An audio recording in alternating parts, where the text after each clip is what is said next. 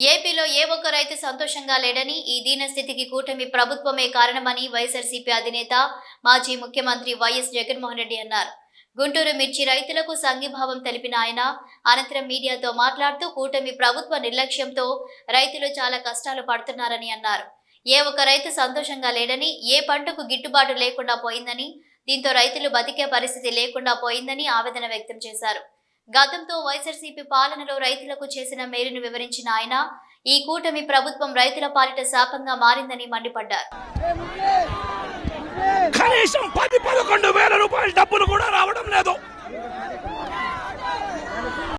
రైతులు కష్టపడి తాము పండించిన పంటను అమ్ముకోలేని పరిస్థితిలో రైతులు ఈరోజు ఉన్నారు.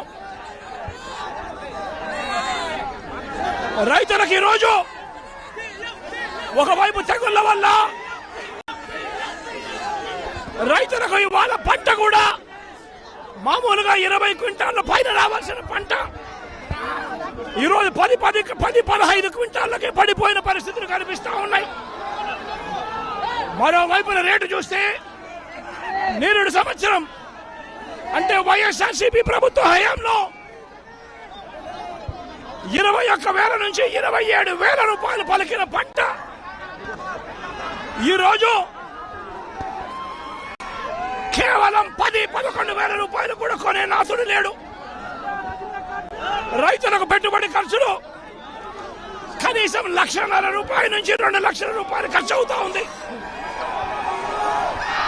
అమ్ముకోలేని పరిస్థితిలో, రేటు లేని పరిస్థితిలో, ఒకవైపున పంట తెగుళ్ల వల్ల పంట ఈల్డ్ కూడా తగ్గిన పరిస్థితుల్లో రైతు ఈరోజు బ్రతకడానికి కష్టపడతా ఉన్న పరిస్థితి.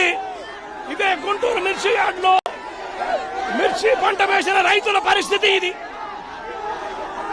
రాష్ట్ర వ్యాప్తంగా ఏ పంట తీసుకున్నా కూడా కందులు గాని, మినుము గాని, పెసరు గాని, టమాటో గాని, పత్తి గాని, ఇలా ఏ పంట తీసుకున్నా కూడా రైతులకు గిట్టుబాటు ధరలు రాని పరిస్థితి ఈ రోజు ఈ రాష్ట్రంలో కనిపిస్తా ఉంది.